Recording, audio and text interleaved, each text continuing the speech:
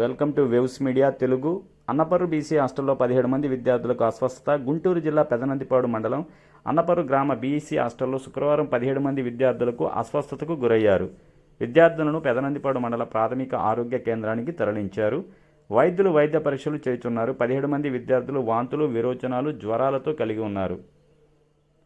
17 మంది విద్యార్థులను hostel cook పనిచేస్తున్న కమాటి నాగకల్పన అన్నపర్రు నుంచి ఆటోలో వైద్యశాలకు తరలించారు. క్రమంలో జిల్లా కలెక్టర్ అస్వస్థతకు గురైన విద్యార్థులను పరామర్శించారు.